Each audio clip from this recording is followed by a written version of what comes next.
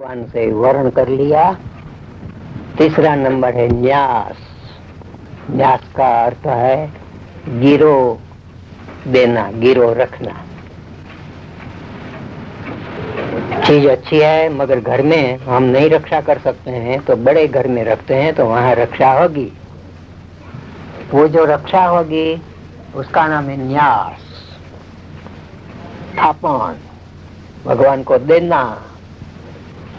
जो कुछ है महाराज, मैं आपकी थापन हूँ,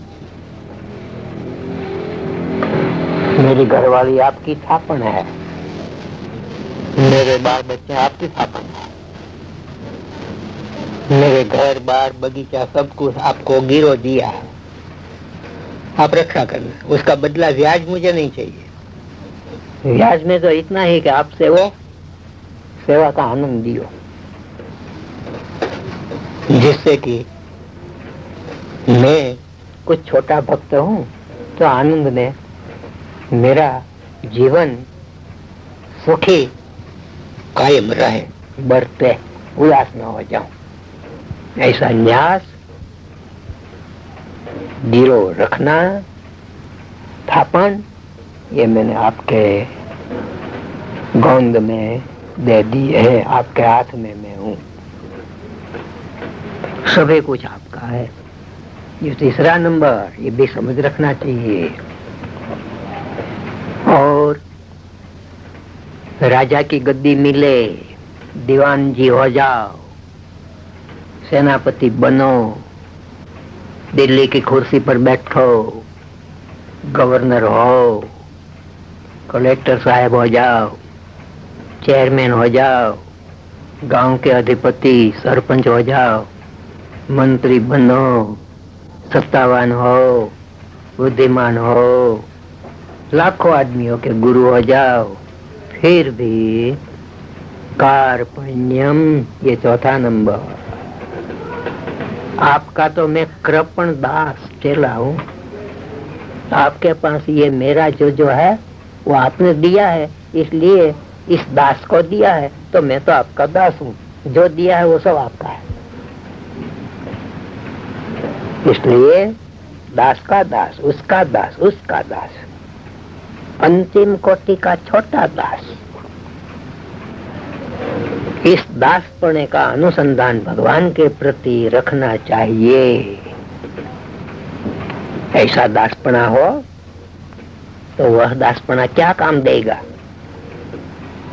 भगवान जिसमें जीने हो वैसे पात्र, उसको मांझने में बीच में मान नहीं रहेगा, खड़ा होके मांझ लेंगे। भगवान के पैर को चापेंगे, उसमें बड़ाई को बीच में नहीं रखेगा, अभिमान नहीं रखेगा। राजा हो फिर भी भगवान के चरण में मुख, ललाट, नेत्र स्पर्श करा के दंडवत करेगा। ये दासपना का काम है।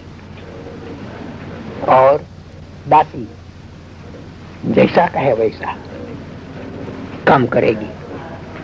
तो दास दासीपना मेरे में जो है वह ये भगवान आपके लिए है। चाहे जैसी संपत्ति दो, वो कोई भी मेरी नहीं है, आपकी है, आपने दिया है तो आपकी दास के लिए, दासी के लिए दिया है तो दास दासी सुखी रहेगा और आपका सेवा में कायम उपस्थित होता रहेगा। दूर मत करना, यह सेवा, यह दास दासी पना। ये चौथा नंबर है कार्पण्यम। कोई गरीब हो, उसको उसके बड़े लोग कुछ तिरस्कार करेंगे तो उसको अपमान नहीं मानना होता। वो तो कहेंगे अपना धनी है, मालिक है, वो तो कहेंगे। तो दास है, कृपण है, उसको भगवान दास के रूप में ही बुलाएंगे, दास के रूप में ही कहेंगे, दास के रूप में ही उसको अपनाएंगे, सेवेंगे, पास रखेंगे। तो दास के रूप में उसको शिक्षा भी देंगे, कहेंगे भी। इस प्रकार भगवान भासबासी को अपने पास अपनी गृहिणी, अपना पुत्र, अपना शिष्य, उनसे भी बढ़कर स्नेह से उनका निभाव करते रहेंगे। यह दासपना, गरीबपना, कोमलपना, नम्रपना, निष्कपट भाव से ही रहना। भगवान तो भगवान और मैं भक्त तो भक्त। भगवान और भक्त के बीच में दूसरा कोई आवे तो कह देना कि भाई मैं तो पतिव्रता भक्त हूँ, ये मेरे भगवान है और मैं उसका भक्त हूँ। तो बीच में मत आना। तुमको भजना हो तो भजो, सेवा करना हो तो करो, चलो, और नहीं तो दूर हो जाओ, हट जाओ। हमारी भक्ति में बीच में मत आओ। इस प्रकार भक्त को चाहिए दास-दासीपना, भृत्यपना, नौकरपना। इस चाल से जो भक्त भगवान में कायनी अर्पित है उसका नाम है कार्पण्यम, कृपणता, खूब गरीबाई, खूब कोमलता, खूब विनय। ये चौथा नंबर का ज्ञान रखना चाहिए। राजा हो या प्रजा हो, बड़े हैं या छोटे हो, भगवान की मूर्ति के सामने बड़ाई ही नहीं रखना। कि भगवान का मूर्ति का आज प्रोसेशन है, गांव में फिरता है, तो मैं तो राजा हूँ और ये तो सब छोटे लोग हैं, इसके साथ कैसे चलूं? तो छोटे लोग हैं ना, वो भक्ति से बड़े हैं। और तुमको ये है, लोक दृष्टि है, मैं राजा हूँ। भगवान के आगे कोई राजा नहीं है। इसलिए बिल्कुल सादे होकर के उनके साथ उत्सव समय में जाना, फिरना, कीर्तन करना, बोलना, मदद देना, द्रव्य से मदद देना, सब कुछ करते रहना। ये चौथा नंबर का ध्यान रखना। स्थिरामति ही पांचवा नंबर आया। स्थिरामति ही पांचवा नंबर, ये देखने लायक है, सुनने लायक है। देखिए, भगवान की भक्ति करता हूँ, वह काहे वैसा करता हूँ, वो मेरी नजर रखते हैं, वो समर्थ है, मैं उसके लिए सब कुछ करता हूँ। फिर भी लोक रीति में रहने से कोई भूल पड़ जाती है तो कभी कहीं उपाधि या दुख दूसरों की तरफ से पैदा होता है। अब उस वक्त भगवान मेरा दुख क्यों नहीं दूर करते? लगातार भगवान ने, अरे भाई तेरी भूल तूने किया, इसके लिए क्या करे? तुमने राजा का दंड में आया, अरे घर में तुम 2 जन है, गृह और गृहिणी, उसने रसोई बनाया, तुम भोजन करने बैठा, थोड़ा सा नमक कम रह गया, यूं क्या गृहिणी है, रसोई तो आती ही नहीं है, इसमें नमक तो आधा डाला, आधा नहीं डाला है, तुम गुस्से होगा, तो वो भी सामने गुस्से हो जाएगी और कर देगी, तो दूसरी ले आना पूरा नमक देने वाली। ये दोनों में हुआ झगड़ा। अब इस झगड़ा को भगवान कहाँ मिटाने आवे? क्या नमक डालने आवे? क्या तेरी औरत को समझाने आवे? क्या तेरा औरता को ना कहने आवे? अब दोनों झगड़ गए, कुछ बात भी ना, अब इसमें करना है क्या? इसलिए स्थिरामति ही, उस वक्त मति मैंने समझ वह स्थिर रखना। स्थिर ऐसी रखना कि ये तो अपना झगड़ा है, दूसरे का नहीं है, वो तो अपने दोनों समझना चाहिए। इसमें भगवान को क्या स्थिर असर? तो फिर कहेगा भगवान के लिए थाल कर करके, नैवेद्य कर करके, नहवा करके, दूध पिला करके मैं तो थक गई, भगवान तो कभी देखता ही नहीं है, आता ही नहीं है, और मुझे मुखार आता है तो मुखार उतारता ही नहीं है। क्या भगवान ऐसे लंबे काल में भी वैसे नहीं होने देना। स्थिर मति रखना कि भगवान भगवान है और मैं तो चिबड़ा खाती हूँ, तो मुखार आएगा, क्या करूं? थोड़ा खाना, छाछ बहुत पीती हूँ तो कल तो आएगी।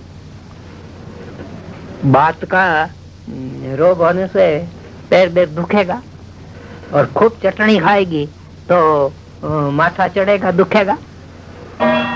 इस प्रकार जो अपनी भूल से शरीर में कुछ होता है और कोई भी रीति से कुछ थोड़ा ज्यादा जो सुख दुख होता है उसके लिए भगवान में स्थिर मति ही रखना, कायम स्थिर मति रखना कि प्रभु में मेरी बुद्धि स्थिर है, वो मेरे लिए खूब अच्छा ही करेंगे, खराब करेंगे ही नहीं। देखो दूसरी बात, कभी लड़का मर जाए, औरत मर गई, पति मर गया, अच्छी गाय भैंस मर गई, ऐसा होते होते क्या होता है, ये साला भजन करते करते, सत्संग करते करते, भगवान को भजते भजते अब ये बच्चा मर गया। दुनिया कहती है ना, लो तुमने उसका कंठी बांधा, उसका चेला हुआ तो तुम्हारा लड़का मर गया, और तोड़ डालो कंठी, मत उसका चेला हो, इधर आ जाओ, दूसरा लड़का होगा।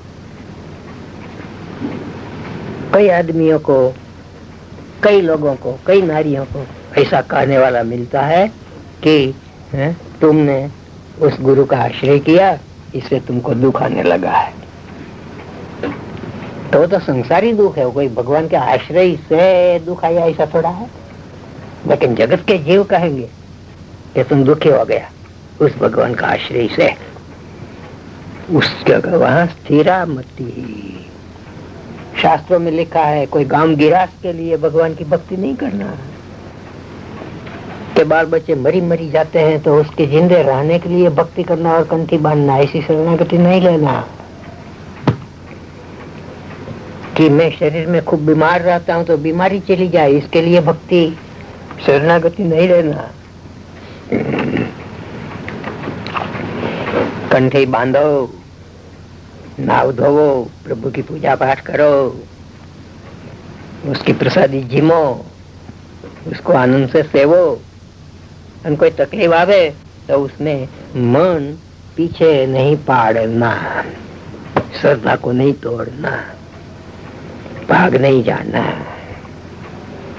जो पतिव्रता है, जिस पति के साथ शादी हुई, पति के यहाँ धन है तो खूब सुखी रहेगी, बंगला है, धन है। अगर किसी कोई काल के वेग से, वायु वेग से, पृथ्वी के वेग से, बरसात के वेग से, अग्नि के वेग से अगर कहीं बंगला जल गया, कोई धन संपत्ति जली गई, तो फिर कहेगी कि अब इसके घर रह के क्या करें, अब तो खाना ही नहीं मिलता है, दरिद्र हो गए, चलो छूटा छेड़ा कर ले और दूसरे का शैया अपना ले। तो वो पतिव्रता कहाँ भाई, वो तो स्वार्थ व्रता भाई। एक में ठीक था तब तक भोगा और उसमें शिथिल हो गया तो छोड़ करके चल गई, तो वो तो स्वार्थी है। तो वहां स्थिर मति रखना। भगवान कहते हैं शरणागति में ये बात है। नल राजा के साथ दमयंती निकल गई जंगलों में, वो पतिव्रता है। रामचंद्र जी के साथ सीता जी साथ में गए, कई वर्षों दुख भी पाए, लेकिन अंत में अयोध्या में साथ में होके आए, तो वहां भगवान ने उसकी संभाल लिया। वैसी शरणागति, इसी का नाम है स्थिरामति। अब तो पति के दुखे दुख, पति के सुखे सुख, वैसे भगवान की मर्जी में सुख, भगवान की मर्जी में दुख। वैसी शरणागति से मंडल बढ़ो, खूब प्रभु की भक्ति करो। भगवान सबके लिए है, ब्राह्मण, क्षत्रिय, वैश्य, शूद्र और अच्छे अच्छे सबके लिए है। भगवान तो हरिजन के लिए भी है, सबके लिए है। सब भजो, सब आनंद करो, स्थिर मति रखो, तो भगवान तुम्हारा सब संपत्ति सब स्थिर रखेंगे। अब छठा नंबर, अनुकूल्य से संकल्प, प्रातिकूल्य विवर्जन। अनुकूल का विचार, भगवान को कौन सी चीज गौनती है, उसको प्रिय है, उसको कौन प्रकार अनुकूल है, किस रीत बात में प्रभु खुशी है, उस रीत बात में मैं रहूं। जैसे यह प्रत्यक्ष भगवान तुम भजन करो, मूर्ति से वो भगवान को नैवेद्य अर्पण करके तब खाओ पियो और उत्सव से मैया करो और धन भजन करो। इतने में तो यह भगवान से प्रिय है, खुशी है, बस उतना करो। बहुत ज्यादा नहीं कहते हैं, थोड़ा तो कुछ करना चाहिए, क्योंकि जीवात्मा को भगवान अपने पास रखेंगे तो पवित्र होगा तो रखेंगे। इसलिए कूड़ कपट अन्याय, कोई अनिति, कोई किसी को दुख देना आदि आदि नहीं होना चाहिए। ये भगवान इसमें खुशी है, ये करना चाहिए। मंदिर में सब सायंकाल में एकत्रित हो, कीर्तन करो, वाजिंत्र बजाओ, प्रसाद धरो, प्रसादी लो। कोई महीने 2 महीने 4 महीने अच्छे दिन आते हैं तब भगवान को हार तोरा गजरा फूल पुष्प सुगंध जल, इससे भगवान की सेवा करो। गर्मी के दिनों में भगवान को जल ठंडा मिष्ट पाओ। चौमासे में देखो भाद्रवा है तो दूध पाक जिमाओ, दूध पूरी खिलाओ। आंसू महीना है, पूनम आई है, भगवान को रास रिमाओ, भगवान को दुग्ध और पुआ और शक्कर खिलाओ। शरद ऋतु है, भगवान को मजे मजे के आनंद में बेलसाओ। कार्तिक है, मागसर है, पौष है, भगवान को ठंडी तो लगती नहीं है, फिर भी लगे न लगने पावे, इसलिए कंबल गरम गरम पहनाओ, मुरब्बा खिलाओ, अच्छे अच्छे माल गुलाब जामुन खिलाओ। भगवान को अच्छे अच्छे मिष्ठान दियो, मजे के पकवान खिलाओ और तुम प्रसादी जिमो। वैसे भगवान की 12 मासों की सेवा किया करो। अनुकूल, इसका नाम है अनुकूल। भगवान को जो अनुकूल है ये होना चाहिए। भगवान को अनुकूल है, तुम लोग सत्संग करो, सत्संग बढ़ो, ज्यादा सत्संगी हो और प्रभु भजन करो तो भगवान तुमको धाम में ले जाएंगे। और नहीं तो इस दुनिया का फैल फतूल लगेगा, पाप लगेगा। जिस किसी का अच्छा बुरा करते रहेंगे वो भी खराब होगा, इसका पाप भी लगेगा, तो छूटेंगे कहाँ। मगर भगवान के लिए सब कुछ अनुकूल बरतो तो सब छूट जाएगा। भगवान का जन्मदिन आश्विन वदी अष्टमी, उस दिन खूब धाम-धूम करो, खूब प्रभु के लिए महासमैया करो, उत्सव करो, धून करो, भजन करो, बालकों को खिलाओ, खाओ पियो। ये उत्सव के दिन भोजन पानी करके सबके आनंद कराओ। भगवान का कई अच्छे दिन आते हैं, उसमें समझ समझ करके अनुकूलता का काम करो।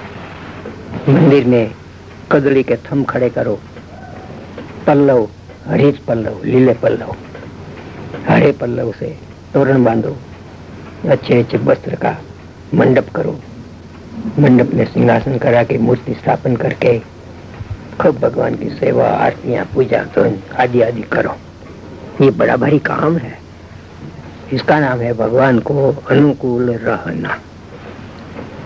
अनुकूलता के अनुसार भगवान का पूजा पाठ करते ही रहना, तो अनुकूल्य का वर्तन भक्त के लिए पूरा हुआ। अब प्रातुकूल्य विवर्जनम, वही 6ठा नंबर में ये भी है कि भगवान कहे वैसा करना, लेकिन अपने को जो न अनुकूल हो तो ये नहीं करना, नहीं मैं नहीं करूंगा, ना नहीं करना। प्रतिकूल माने भगवान को जो गमती बात नहीं है वह प्रतिकूल, उसका वर्जन, वो बात को तज देना, मैं तो ऐसा नहीं करूंगा। भगवान के आश्रित हो, उसके लिए कुछ नियम है, तो जो प्रतिकूल नियम है जैसे कि किसी को खाने पीने में अशुद्ध वस्तु खाने पीने में आई, किसी को कोई अपवित्र चीज का उपयोग हुआ, ये सब प्रतिकूल है, भगवान को रुचि नहीं है। भगवान को गंदी चीज जैसे कि प्याज आदि प्रभु को रुचते नहीं है, उसके बनाए हैं मगर उनको उसमें रुचि नहीं है। वैसे प्रभु को जब प्रभु की भक्ति करते हो तब प्रभु में ही अपनी क्रियाएं, सेवाएं, अपनी आंखें, अपना कान, अपनी जीभ, अपनी भावना, ये सब प्रभु में एकत्रित होके लगना चाहिए। अब बीच बीच में प्रभु को रख दिया एक तरफ, और अपनी मित्राणी आई, सखी, देवी, रागनी, सेठानी, आपको कैसा है? आपका बेटा बेटी ठीक है ना? शरीर तो अच्छा है ना? कोई सेठी आया, आपका व्यापार तो ठीक है ना? कोई साहेब आया, साहेब सलाम, नमस्कार, जय जय, चलिए अपने घर। ये प्रोसेसन चला जा रहा है, लेकिन आप मेरे घर आइए, चाय पानी पी के जाइए, तो वहां से लौट जाइए। ये है प्रतिकूलता सब भगवान के लिए। भगवान का काम पूरा करके करना, पूरा करके न करे और बीच में दूसरे में चला जाए तो ये प्रतिकूल का अंगीकार किया। उस अंगीकार का वर्जनम वो नहीं होना चाहिए। भगवान के सामने, मंदिर के सामने जहाँ बैठे हैं वहाँ प्रभु को जो न गमे ऐसी चीज नहीं करना। प्रभु के सामने शास्त्रों कहते हैं कई प्रकार के अपराध भी होते हैं। भगवान की मूर्ति के सामने किसी को हुक्म से दंड नहीं देना, राजा को कहा है। भगवान के पास, भगवान के सामने पैर करके नहीं सोना। भगवान के सभी प्रकार के सुख लेना, प्रभु की चीजें जहां तहां उपयोग में नहीं ले जाना, प्रभु के मंदिर में देना, मंदिर की चीजें अपने नहीं उपयोग में ले जाना, कर्ज लगता है। तो भगवान संत रूप में रहते हैं। भगवान और भगवान के संत जगत के कल्याणकारी है। आप सब प्रभु को भजन करना, प्रभु के लिए तैयार है, आगे आगे भक्ति में बढ़ना और ये कही हुई शरणागति का ख्याल रखना। अब ये तो भक्त की बातें कही, अब भगवान देखिए, चाहे जैसा अपराधी हो, वह चाहे जैसा भक्त हो, फिर भी उस भक्त को भगवान अपना अपराधी नहीं गिनते हैं। भक्त चाहे जिस ज्ञाति का हो, भगवान उसकी अशुद्धि नहीं मानते हैं। भगवान का बालक वह भगवान के लिए सदा शुद्ध है। भगवान के भक्त भगवान के लिए शुद्ध ही है। भगवान की मिलकत, भक्त की मिलकत एक है। भगवान का जो कुछ है सो भक्तों का है। आप लोग भक्त है, सत्संग करिए, आगे आगे बढ़िए, कथा कीर्तन करिए और योग्य हो वैसे शास्त्र वाचिए। शास्त्रों में सभी जगह भगवान लिखे हैं, कहीं राम रूप है, कहीं कृष्ण रूप है, कहीं कृष्ण वल्लभ रूप है, कहीं श्वेतायन व्यास है, कहीं शास्त्र करने वाले हैं। कहाँ ये बोध देने वाले स्वयं भगवान संत रूप तुम्हारे सामने कैसे में बोल रहे हैं, तुम लोग सुन रहे हो। सब कोई मूर्ति की प्रसादी जिमना और भजन करना और कंठी रखना और मंत्र कहा है रखना और सत्संग बढ़ाना, शरणागति मंडल बढ़ाना, मंदिर करना, सुखी होना। इस भगवान का अनन्य आत्मनिवेदी रह के ही भक्ति करना। आत्मनिवेदिता में कोई क्षति नहीं आने देना और जिस किसी के बगल में चढ़ जाना नहीं। कोई भी आगे कैसा ही उपदेश दे, लेकिन भक्ति में से भगवान की प्रसन्नता में से हटा दे, वैसा नहीं करना। खूब मजबूत रहना। आप लोग सब भगवान की भक्ति करने वाले एकत्रित हुए हैं, माधव जी और लोग आपका उत्सव करते हैं, इसलिए आनंद में रहना, सुख शांति करना, प्रभु को भजना। सभी लोग प्रभु की भक्ति ही करते हैं, भक्ति बिना कभी उद्धार नहीं है। इसलिए भगवान भजिए, प्रभु का सत्संग करिए और आगे मरने के बाद प्रभु के धाम में जाइए, वहाँ रहिए और सुखी होइए। बोल स्वामी नारायण भगवान की जय, श्री कृष्ण वल्लभाचार्य महाराज की जय, श्री शैतान व्यास की जय, श्री हरि की जय, सब संतन की जय, सब हरि भक्तों की जय, आज का उत्सव की जय।